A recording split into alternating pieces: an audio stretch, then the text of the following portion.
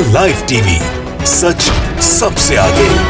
नमस्कार, आप देख रहे हैं द लाइव टीवी। आपके साथ मैं हूं भुवन शर्मा। दोस्तों, बॉलीवुड के कलाकार, बीजेपी समर्थक या यूं कह लीजिए कि मोदी भक्तों में शुमार अनुपम खेर के एक ट्वीट से आज का मैं वीडियो शुरू करूंगा।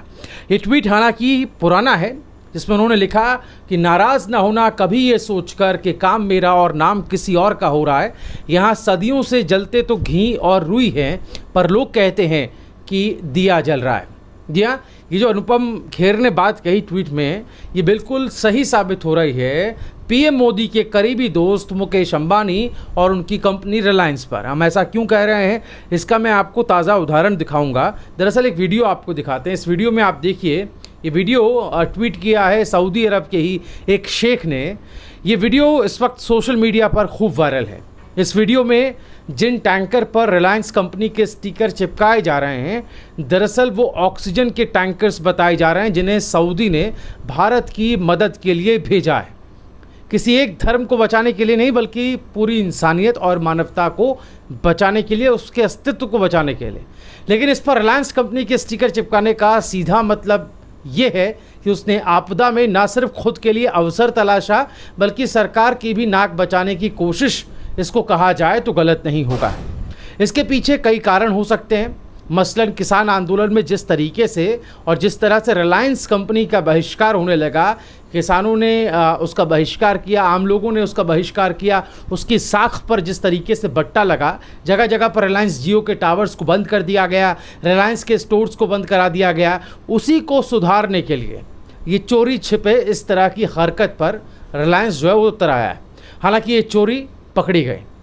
अब आप ज़रा दुबई के शेख का ट्वीट पढ़िए, जिसमें उन्होंने अंग्रेज़ी में लिखा है, जिसका हिंदी तर्जुमा मैं पढ़ के बताता हूँ। और वीडियो आप देखिए, बिल्कुल बुरा नहीं लगा, क्योंकि सांप गिरगिट अपना रंग बदलता है। उन्होंने लिखा कि ऑक्सीजन गरीब हिंदुस्तानियों के लिए भेजी थी। यही नहीं, शेख ने आगे जो लिखा वो दरअसल बड़ी बात है, क्योंकि भारत में आजकल हर चीज़ पर कुछ ऐसा ही हो रहा है।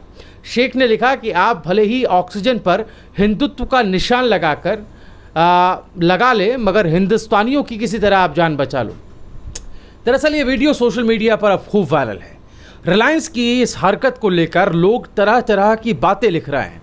ट्विटर पर एक यूज़र है मोहम्मद सदाकत, जिन्होंने नरेंद्र मोदी को टैग करके लिखा है कि सऊदी अरब से आए हुए ऑक्सीजन टैंकर पर रिलायंस का मार्का लगाया गया और कितना बिकेंगे हमारे प्रधानमंत्री महोदय।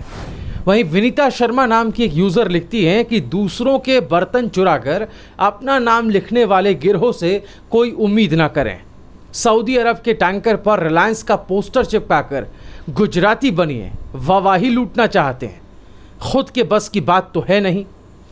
वहीं एक खान नाम के एक ट्विटर यूज़र लिखते हैं कि सऊदी अरब का लेबल हटाकर रिलायंस का लेबल लगाया जा रहा है। इसी तरह से एक आज़ाद हिंदुस्तान के नागरिक नाम के एक ट्विटर यूज़र हैं, वो लिखते हैं कि सऊदी अरब से आई गैस पर रिलायंस का बैनर, फ्री में आई गैस, अब करोड़ों रुपए का धंधा करेंगे इंडिया में आकर अंबानी और मोदी।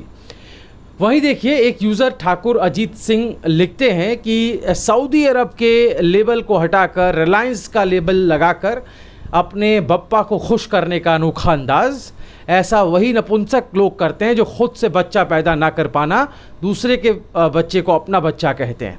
ये तंज कसा है। वहीं एक यूज़र है नवी मोहम्मद सिद्दीकी, वो क्या लिखते हैं देखिए, वो लिखते हैं कि सऊदी अरब से आई ऑक्सीजन पर रिलायंस का लेबल लगाकर भारत सरकार और यहाँ तक कि भारतीय उद्योगपतियों ने ये साबित कर दिया कि देसी घी के डब्बे में डालडा मिलाकर बेचना अंग्रेज़ों का पुराना रिवाज है। सऊदी के शेख ने कहा, भले लेबल हिंदुत्व का लगा दो, लेकिन गरीबों तक ऑक्सीजन पहुंचा दो। दोस्तों, हिंदी में एक मशहूर कहावत है कि नाम बड़े और दर्शन छोटे। क्या ये वही सब नहीं हो रहा? आपको बता दूं कि ये वही सऊदी अरब है जिसने भारत में ऑक्सीजन की कमी के मद्देनज़र इस मुश्किल घड़ी में भारत की खोलकर मदद की। भारत में ऑक्सीजन की किल्लत को देखते हुए सऊदी अरब से 80 मीट्रिक टन गैस जो है वो भेजी गई है। सिर्फ यही नहीं, यूएई ने दुबई में मौजूद विश्व की सबसे ऊंची इमारत के जरिए खास संदेश भी दिया। इस इमारत पर भारत के लिए तिरंगा झंडा दिखाया गया। उसके साथ स्टे स्ट्रॉन्ग इंडिया लिखकर कोरोना से मजबूती से लड़ने का भारत को संदेश भी दिया। उस वक्त संयुक्त अरब अमीरात में जो भारतीय दूतावास है उसने ये वीडियो ट्वीट किया था जो हम आपको इस वक्त दिखा रहे हैं, और यूएई की तरफ से शुभकामनाएं भेजी गई थी। भारतीय दूतावास ने ये वीडियो ट्विटर पर शेयर किया था। बहरहाल ये साफ है कि बनिस्बत दूसरे देशों के इस्लामिक मुल्कों ने भारत की मदद के लिए तुरंत हाथ बढ़ाए और दिल खोलकर मदद की पेशकश भी की और मदद आ भी रही। इस फहरिस्त में कतर और कुवैत भी शामिल हैं जिन्होंने अपना हाथ भारत की तरफ बढ़ाया। कुवैत ने भारत की मदद के लिए कई मेडिकल सामानों की जो है वो सप्लाई की है। वहीं कुवैत ने, मीडिया रिपोर्ट्स की माने तो कुवैत ने 185 metric ton liquid medical oxygen Bharat की मदद के लिए भेजी है। वहीं एक और रिपोर्ट के मुताबिक कुवैत बहुत जल्द 1000 ऑक्सीजन सिलेंडर भी भारत को भेजने वाला है। वहीं कुवैत भारत को ऑक्सीजन कंसंट्रेटर्स भी भेजने जा रहा है। रिपोर्ट की माने तो मदद की पहली खेप जल्द ही भारत भी पहुंच चुकी है।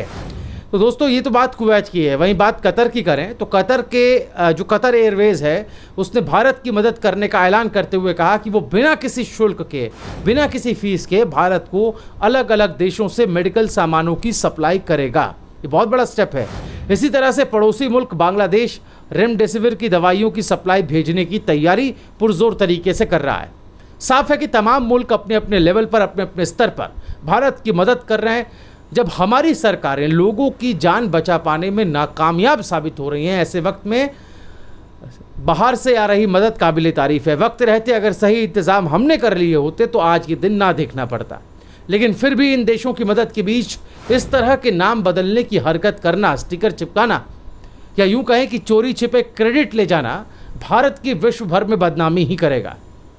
कितना अच्छा होता कि वक्त रहते हमारी हुकूमतें इन सब चीज़ों का बंदोबस्त कर लेती, तो हम भी उस स्थिति में होते कि हम दूसरे मुल्कों की इस वक्त मदद कर पाते। लेकिन जो वक्त इन सब इंतज़ामातों की तरफ ध्यान देने का था, उस वक्त हमारे देश के प्रधान सेवक दवाइयाँ और वैक्सीन दूसरे मुल्कों में बांटकर बड़ा दिखने की कोशिश कर रहे थे, तब जबकि वही चीज़ें भारत के लोगों के लिए कम पड़ गई थी।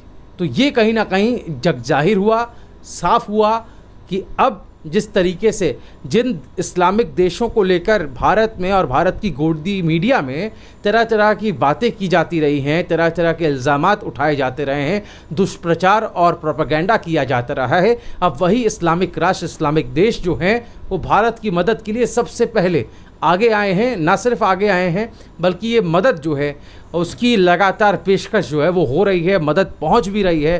और जो इंतज़ामात भारत में नहीं हो सके उन इंतज़ामों को मुहैया कराया इन देशों ने। तो क्या ये बात काबिल तारीफ़ नहीं है? और इन सब के बीच अगर हम उनकी मदद में भी क्रेडिट लेने की कोशिश करने लगेंगे तो क्या ये भारत की इमेज को अंतर्राष्ट्रीय स्तर पर बदनाम नहीं करेगा? क्या ये भारत की इमेज को ख़राब नहीं करेगा? आप एक तरफ कहते हैं कि हम विश्व गुरु बन रहे हैं, दूसरी तरफ क्या इस तरह की हरकतों से हम अपने आप को विश्व गुरु बना पाएंगे? ये अपने आप में एक बड़ा सबूत है, एक बड़ी बात है। आपकी राय क्या है? आप कमेंट में हमें ज़रूर बताएं। द लाइव टीवी, सच सबसे आगे।